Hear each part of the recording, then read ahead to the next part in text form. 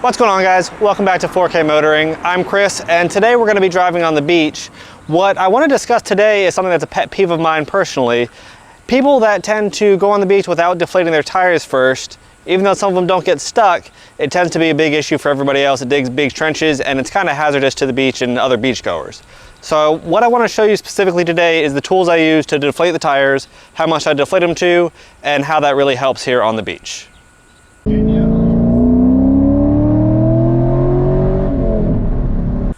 So what this product here is the ARB Recovery. It's got a part number ARB50SP.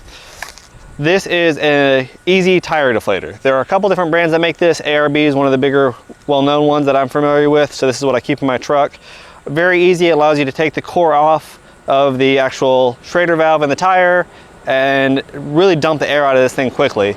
These tires on this Titan XD are set at 65 PSI. So we're gonna go ahead and see how long it takes to dump the air out of them down to about 20. So this has a couple pieces. We're going to pull out this top pin. That is basically a screw inside that allows us to take the Schrader valve out. We're gonna screw in this middle piece to our Schrader valve, and this is our locking collar that allows us to release air. Go ahead and screw that on. Again, these tires are at 65 PSI. And we want to drop them down, ideally 25 to down to 14 PSI is where you want to be. Anything lower than 14 PSI, you're risking breaking the bead of the tire and having the rim spin on the tire. But as long as you're above that, you should be fine. We haven't been on the beach today. I don't know exactly what the conditions are, but it's usually pretty loose. So now that we have this installed, we're going to make sure that middle one's tight. Make sure our lock collar is all the way in towards the tire. We're going to insert this top piece, this end piece, till it stops, and then we're going to unscrew it, and we can hear the air start to come out. All right, so our Schrader valve core is now contained in this unit. You can't lose it. It is secure in here, and we're showing above 60 PSI, which is what we knew. We want to get down to right about 20, so let's see how long that takes.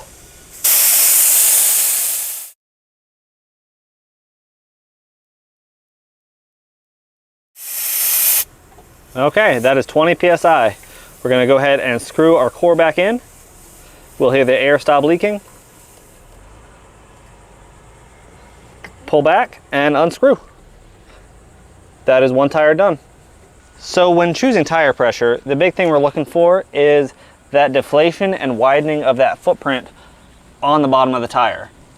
As compared to still the full pressure tire, you can see how narrow that footprint is. We want to be able to extend that out so our weight is transferred a little bit wider and can conform to the sand. We want to float over it, we don't want to dig into it.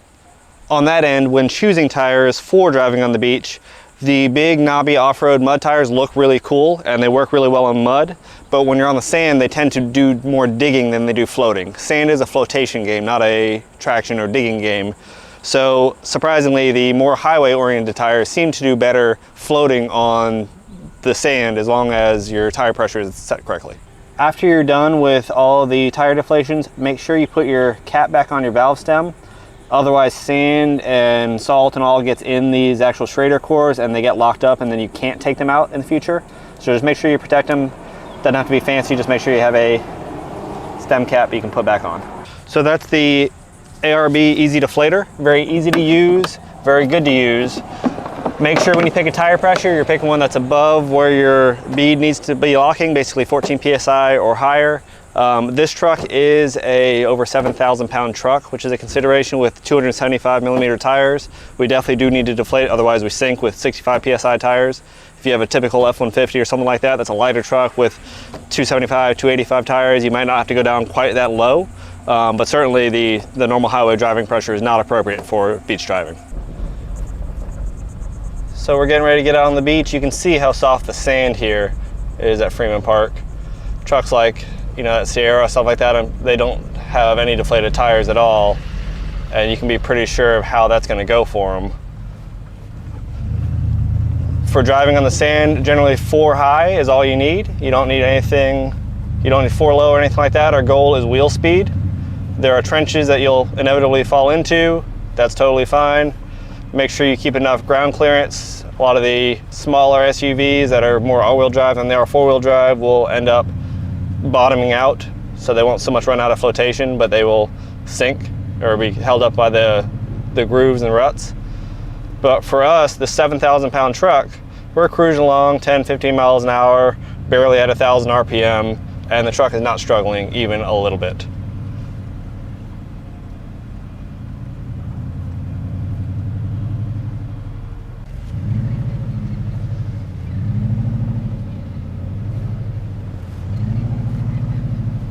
Just easily floating over the dunes. Doesn't matter that there's ruts. It's fine. Has no problem moving this big 7,000 pound truck all through the beach. So you can see comparatively to some of the other trenches here of how little these tires actually dug into the sand as they just floated across. This big heavy truck just floated across the dunes. Something narrow like this, probably something like a Jeep, you can see how much that dug in because they didn't air down. And that's ultimately what we're after here, is just the ability to not overstress our trucks, not catching on fire. I know a certain police officer here did a couple years ago with their beach truck, just by revving it and, you know, burning the engine down, just getting stuck and digging in. Something as simple as this, airing your tires down, gets you in and out of any scenario. Even if you get stuck, you can air down and get out of whatever scenario you're in more times than not. So that was a fun day out on the beach. Truck did great, didn't have to idle high. You can see kind of where the sand line was on our tires. Sand didn't even go up past our tread, whereas some of those other vehicles out there that didn't deflate, sand was all the way up to their rims. You could see a clear sand mark. And really those vehicles were just struggling, and that gets you in a very bad place, and it's not good for everybody else. So I really hope everybody out there at least understands the value of deflating your tires first. Moving on from there, obviously we don't want to drive on the street, especially under high speeds, with deflated tires. So let's check out our next tool to get those tires back up and ready for the road. So next we're gonna go ahead and fire up our Smittybilt air compressor. Check this little thing out. This is part number 2781. There's some of the specs on it. It hooks in to your battery, 12 volt system. It prefers if your engine is running, that way it can get up to full speed. It screws on kind of a Japanese style quick connect to your wheels, and this thing puts out some power. Obviously this truck is the XD truck. It's running E-rated tires. We have to pump these things up to 65 PSI from 20. That's a lot of air, and when you do 4 tires in a row, a lot of the typical, you know, over-the-counter and auto parts stores compressors, their duty cycles are not rated to handle this. They'll take forever, and after doing 1 tire, they're gonna have to sit for an hour to cool off. Not this pump. This pump will do this whole truck very quickly, and we'll be back on the road.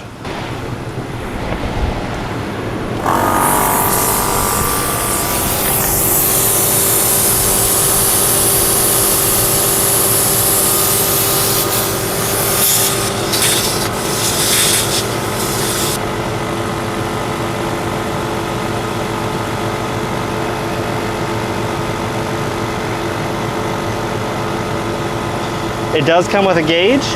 Now this gauge usually reads about 10 PSI high while it's inflating, just as the nature of where it is in line with the pressurized air to the tire. So we can kind of see that. That'll give us an idea of where we are filling the tire. More importantly, the Nissan Titan and a lot of modern vehicles have the ability, when the truck is running, it is monitoring the air going to the tires, as denoted by our 4-way flashers coming on. That means the truck has recognized that we're putting air in this tire. When we get it up to its 65 PSI, you know, OEM spec, the truck will actually beep to let us know that we're at 65 PSI, we're done, we can move on to the next tire. Best of all, this little pump, the Smittybilt pump, is small enough still to fit in the Titan boxes in this truck to be carried. So in the Titan box, there is room. The depth here, it fits nicely in this corner with its supply bag, with our ARB deflator in that back part. That way, no matter where we are, if we get stuck, chances are deflating our tires will get us unstuck, and we can always fix the problem.